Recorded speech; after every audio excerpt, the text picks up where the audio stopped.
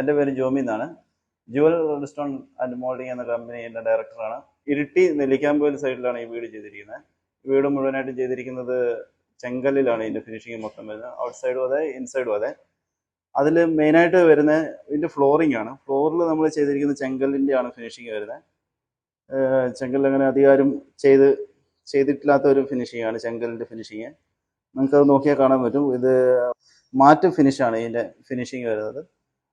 ഇതിൻ്റെ ഇരുത്തികളും കാര്യങ്ങളെല്ലാം ചെയ്തിരിക്കുന്നത് നമ്മൾ ഫിക്സഡ് ആയിട്ടുള്ള ഒരു രീതിയിലാണ് ചെയ്തിരിക്കുന്നത്. എല്ലാം ചെങ്കല്ലിൽ തന്നെയാണ് ഇതെല്ലാം ഫിനിഷ് ചെയ്തിരിക്കുന്നത്. അതുപോലെ ഇരുത്തി, പിന്നെ ടീപ്പോയി, അതെല്ലാം നമ്മൾ ചെങ്കല്ലിൽ തന്നെ ഫിനിഷ് ചെയ്തിരിക്കുന്നതാണ്. പിന്നെ ഇതിൻ്റെ ചുമരുകളെല്ലാം ക്ലാഡിംഗ് ആണ് കൂടുതൽ ഏരിയ ഉള്ളത്.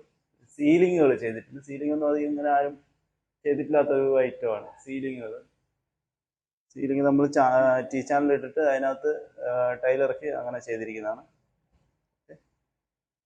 പില്ലറുകൾ, വാൾ ക്ലാഡിങ്ങുകളെല്ലാം നമ്മൾ ചെങ്കല്ലിൽ തന്നെയാണ് ചെയ്തിരിക്കുന്നത്. ഈ ഇരുത്തിൻ്റെ അടിയിൽ സ്ക്വയർ കാലൊക്കെ കൊടുത്തിട്ട് അങ്ങനെ വേറൊരു പുതുമയുള്ള ഒരു ഡിസൈനിലാണ് ചെയ്തിരിക്കുന്നത്. ഇരുത്തിയെല്ലാം മൊത്തം കല്ലിൽ തന്നെയാണ് ഇതിനെല്ലാം ഫിനിഷ് ചെയ്തിരിക്കുന്നത്.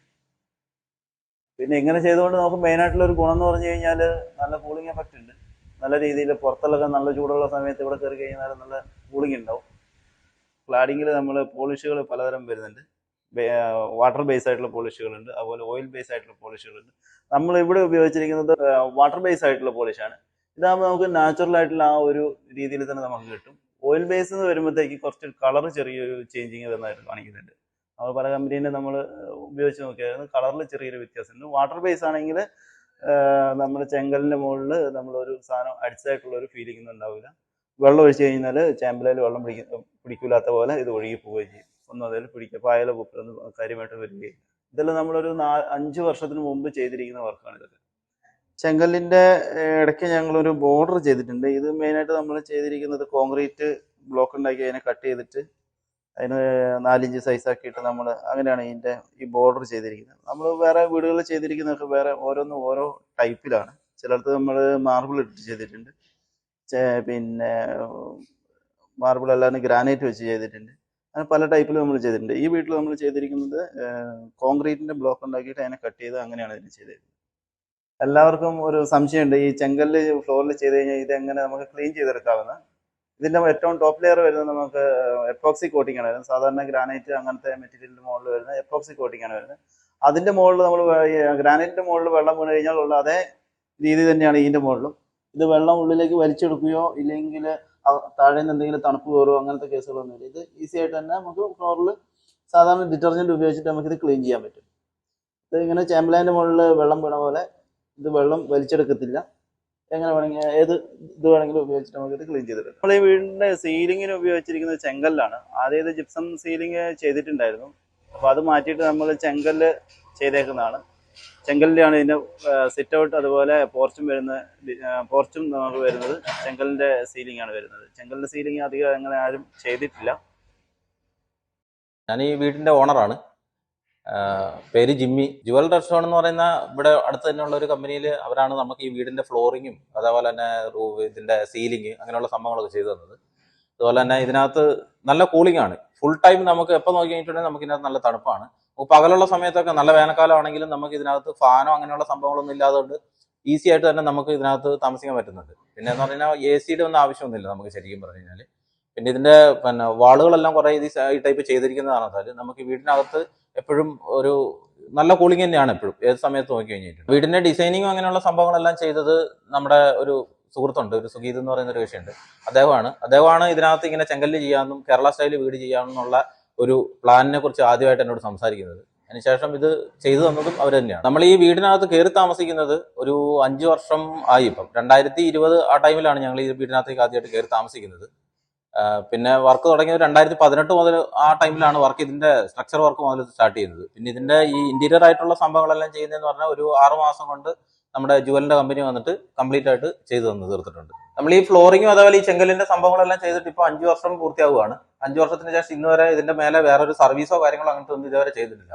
പിന്നെ നമുക്കിത് വെള്ളം ഒഴിച്ച് കഴുകി ഒക്കെയാണ് ഞങ്ങൾ ക്ലീൻ ആക്കുകയൊക്കെ ചെയ്യുന്നത്. ഇതുവരെ അതിനൊരു ബുദ്ധിമുട്ടൊന്നും ഇതുവരെ നമുക്ക് വന്നിട്ടില്ല. മാത്രമല്ല നല്ല ഫിനിഷിംഗ് ആയിട്ടാണ് വന്നുകൊണ്ടിരിക്കുന്നത്. ആഴ്ചയ്ക്ക് ഒരു ദിവസം വെച്ചിട്ട് നമ്മൾ കഴുകുകയും ഒക്കെ ചെയ്യുന്നുണ്ട്. ഇതിന് നല്ല ഗ്രിപ്പാണ്.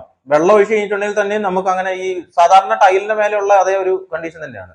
മാറ്റ് ഫിനിഷ് ആണ് ഇത് ചെയ്തിരിക്കുന്നത്. അപ്പൊ അതിനനുസരിച്ചുള്ള ഒരു ഗ്രിപ്പ് ഉണ്ട് ഇതിന്. നമ്മുടെ ഇത് ചെങ്കല്ല് കട്ട് ചെയ്യുന്നതിൻ്റെ യൂണിറ്റ് ആണ്. ഇവിടെ നമുക്ക് ഫസ്റ്റ് കല്ല് വരുന്നതെന്ന് പറഞ്ഞു കഴിഞ്ഞാൽ ഇതുപോലെ ഫുൾ സൈസ് കല്ലാണ് വരുന്നത്. ഇത് നമ്മൾ ഏറ്റവും മേലെ നടക്കുന്ന പണ തുടങ്ങി ഒരു 2 പൊടി നമ്മൾ എടുക്കില്ല. അത് കഴിഞ്ഞിട്ട് അതിൻ്റെ അടിയിലേക്ക് വരുന്ന കല്ലാണിത്. മാക്സിമം ഒരു നമ്മൾ 7 പൊടി 8 പൊടി എത്ര സാധനം നമ്മൾ എടുക്കുകയുള്ളൂ. അപ്പോൾ ഏറ്റവും ടെമ്പറായിട്ടുള്ള കല്ല് നമുക്ക് കിട്ടും. ആ കല്ലിൽ നിന്നാണ് നമ്മൾ ടൈല് കട്ട് ചെയ്തെടുക്കുന്നത്. നമുക്ക് ഇവിടെയുള്ള കല്ലിൽ നിന്ന് മാക്സിമം സൈസ് നമുക്ക് ഇതാണ് ടൈല് കിട്ടുന്നത്. ഇത് 7 ഇഞ്ച് വീതി വരും, 12 ഇഞ്ച് നീളം വരും. അതാണ് ഇതിൻ്റെ മാക്സിമം സൈസ് വരുന്നത്. പിന്നെ അതിൻ്റെ ചെറിയ സൈസുകളുണ്ട്, 6-12. ഇത് 6-12 സൈസാണ്. പിന്നെ 6-12. പിന്നെ ഇത് 5 സൈസ്, 5 ഇഞ്ച് സൈസിലുള്ള 5 ഇഞ്ച് വീതിയും പിന്നെ 12 ഇഞ്ച് നീളം വരുന്ന അങ്ങനത്തെ ടൈലാണിത്. ആ കല്ലിനെ തന്നെ നമ്മൾ 2 ഇഞ്ച് സൈസിൽ കട്ട് ചെയ്ത് വെച്ചിരിക്കുന്നതാണ്. ഇതൊക്കെ ഓരോരുത്തരും ഇങ്ങനെ ഓരോ ഡിസൈനിൽ ഇങ്ങനെ ഓർഡർ പറയുമ്പോൾ നമ്മൾ അങ്ങനെ കട്ട് ചെയ്ത് ആക്കുന്നതാണ്. ഇതതിൻ്റെ 2 ഇഞ്ച് സൈസിലുള്ള കല്ലാണ്. നമുക്ക് ഇതുപോലെ പേപ്പർ ജോയിൻ്റ് ആയിട്ട് നമുക്ക് ഈ സാധനം ഇങ്ങനെ ഇത്ര ക്ലിയർ ആയിട്ട് നമുക്ക് പേപ്പർ ജോയിൻറ്റിൽ നമുക്ക് ഈ സാധനം കിട്ടും. ഇതിന് ഒട്ടിക്കുന്നത് നമുക്ക് വേണമെങ്കിൽ സ്പേസർ ഇട്ടിട്ട് വേണമെങ്കിൽ സ്പേസർ ഇട്ടിട്ട് ഒട്ടിക്കുക, എങ്ങനെ വേണമെങ്കിലും ഇതിന് ഒട്ടിക്കുക, ഇങ്ങനെ ഒട്ടിക്കാം. പിന്നെ ഇങ്ങനെ കട്ട കെട്ടിയ പോലത്തെ ഡിസൈനിൽ അങ്ങനെ ചെയ്യാം, എങ്ങനെ വേണമെങ്കിലും ചെയ്യാം. കട്ട് ചെയ്തെടുക്കാൻ പറ്റും. മാക്സിമം സൈസ് വരുന്നത് 12x7 സൈസാണ് വരുന്നത്. ഇതിൽ ചെയ്യാനുള്ള സാധനമാണ്. ഇതിൻ്റെ 4 സൈഡ് കട്ടാക്കിയ കല്ലാണിത്. ഈ സൈഡ് കട്ടാക്കി ഓപ്പോസിറ്റ് സൈഡ് മേലെയും താഴെയും കട്ട് ചെയ്തതാണ്. അപ്പോൾ ഇതുപോലെ ഫിനിഷിങ് ഉണ്ടാവും. നമ്മളിത് ചെയ്ത് കഴിയുമ്പോൾ ഇതിൻ്റെ 2 സൈഡും ഒരുപോലെ ഫിനിഷിങ് ആയിരിക്കും. ചെയ്ത് കഴിഞ്ഞ് കഴിയുമ്പോൾ ഇവിടെ ചെറിയ ഗമ്മ് വരുന്നതിൻ്റെ ചെറിയൊരു സ്പേസ് ഇവിടെ ഉണ്ടാവും. ഇതിൻ്റെ 2 സൈഡും ഒരുപോലെ തന്നെ, മതിലിൻ്റെ 2 സൈഡും ഒരുപോലെ ഫിനിഷിങ് ആയിരിക്കും. ഇതിൻ്റെ തന്നെ പല ടൈപ്പ് ഉണ്ട്. ഇതിപ്പം 6 ഇഞ്ച് വീതിയുള്ള കല്ലാണ്. 7x6 12 സൈസ്, അതാണ് കല്ലിൻ്റെ സൈസ്. അത് അതിൻ്റെ തന്നെ 4 ഇഞ്ചിൻ്റെ പീസുകളുണ്ട്.